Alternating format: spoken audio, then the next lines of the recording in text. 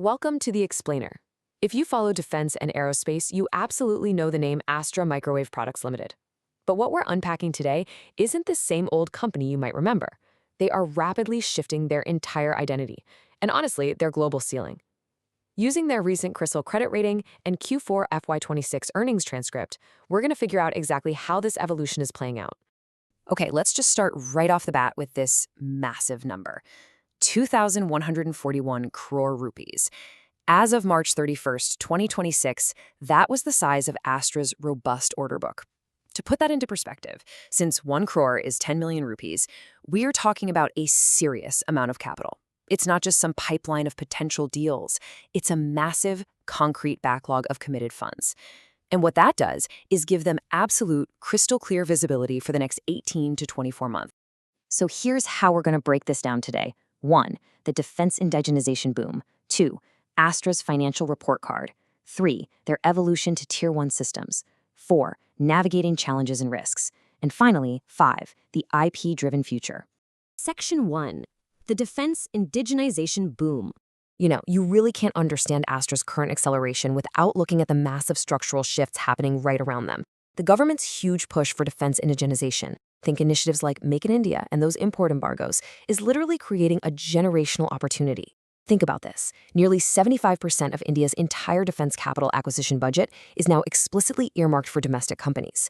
That means players in defense electronics, drones, and aerospace are looking at unprecedented long-term manufacturing cycles. And Astra, well, they're positioned right in the sweet spot of all this domestic procurement momentum.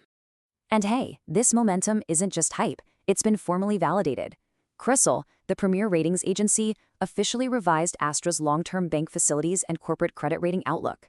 They moved it up from stable to positive while keeping their rock-solid CRISIL A rating intact. It's a really big deal. It validates their improved business risk profile, their healthy operations, and that massive order book we just talked about. Basically, it's a formal stamp of approval on their execution capabilities. Section 2. Astra's financial report card. So it's one thing to have a favorable macro environment, right? But it's a completely different ballgame to actually capitalize on it. What's fascinating here is how Astra has taken its highly trusted, 3-decade-old brand identity and actually translated it into consistent, hard financial growth over the past year. Sure, they're known by the big defense research establishments as a qualified vendor, but now they're proving they are a remarkably well-oiled business engine too. Consider their operating margin trajectory, which CRISIL specifically pointed out. It climbed from 19% in the first half of fiscal 2025 up to 21.4% in the first half of fiscal 2026. And the best part? It is steadily climbing toward a projected 24 to 25% over the medium term. This isn't happening by accident. It's being driven by a much better product mix and a super favorable geographical mix, since about 90% of their revenue is currently flowing in from the higher margin domestic market. If we break down their 1,157 crore rupee turnover for FY26, the picture gets even clearer. The radar business is still the primary engine, pulling in nearly 60%. But you really have to pay attention to space and meteorology. It's quietly carving out a highly strategic 16% of the pie. We're talking about delivering absolutely critical subsystems for unique defense space programs, plus checkout hardware for ISRO's prestigious Gaganyaan mission. But honestly, out of all the numbers, perhaps the most impressive financial leap is this one. 370. Astra generated a whopping 370 crore rupees in operating cash flow this year. Want to know what that number was last year? A negative 99 crores.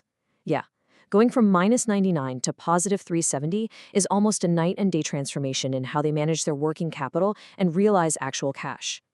Section 3. Evolution to Tier 1 systems. This newfound financial health is fueling a dramatic shift in their business model. Astra is no longer just selling parts. They are becoming a true technological partner. During their Q4 call, Director Atim Kabra actually called this out. He said, labeling Astra a mere component or Tier 2 subsystem supplier is just completely outdated. The reality on the ground? They're now a deeply integrated Tier 1 systems manufacturer and a DCPP. That stands for Development Cum Production Partner. They're doing this for major critical national programs, like the massive Su-30 electronics warfare upgrade. They have shifted from just participating to taking real ownership. And to prove this isn't just flashy executive talk, let's look at the actual hardware. Astra has successfully delivered some incredibly complex, complete end-to-end systems. We're talking about the mobile multi-object tracking radar for ISRO, the Drishti counter-drone radar, complex phased array telemetry systems, and fully complete X, C, and S-band Doppler weather radars. They aren't just making a piece of the puzzle anymore. They're designing, integrating, and delivering the whole shebang. Section 4. Navigating challenges and risks. Of course, no rapid growth story is totally flawless, right? The CRISIL report neutrally outlines a few specific hurdles. Look, supplying complex defense systems inherently means dealing with a very heavy working capital cycle. Because customers require tons of tests and approvals before clearing any bills, Astra's gross current assets, or GCA, actually pushed past 500 days as of March 2025. Imagine finishing a huge job and then waiting a year and a half for the paycheck to actually clear. That's essentially what they are dealing with. Plus, they're always going to be susceptible to the natural risks that come with tender-based bidding from defense public sector undertakings. But management knows exactly what they're up against with these long gestation periods. On the earnings call, Atsam laid out their philosophy, stating pretty bluntly that they do not run the company for quarterly applause. They see themselves as custodians of long-term interest, building a sustainable, technologically relevant enterprise that can compound value predictably over decades. They accept these long cycles because, simply put, they're playing a very long game. Which brings us to Section 5, the IP-driven future. This is where we get to the company's boldest moves yet.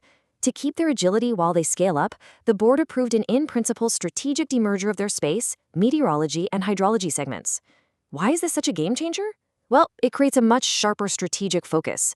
By giving these specific divisions their own dedicated management teams, they can chase sector-specific growth without getting bogged down. It simplifies their corporate structure and lets them capitalize way faster on emerging opportunities, both in India and globally. And all of this reorganization, it clears the path for what management basically calls the Holy Grail. We're talking about proprietary, Astra-branded products, where they own the complete intellectual property. And they expect this to hit the market before Diwali. Up until now, they've spent decades building things for other people. Now they're building for themselves. This crucial pivot to owning their IP is what management believes structurally sets them up to potentially triple their turnover over the next 5 years. As the legendary Andy Grove once said, only the paranoid survive. Astra seems to take that directly to heart, keeping a healthy paranoia that constantly forces them to reinvent themselves. Which leaves us with a pretty provocative thought to wrap up on. When a company successfully pivots from being a Tier 2 parts supplier to a Tier 1 partner, and finally to an outright owner of critical defense intellectual property, how profoundly does that reshape their global ceiling? It's an absolutely fascinating trajectory, and one we are definitely going to be watching closely. Thanks so much for joining me on this explainer.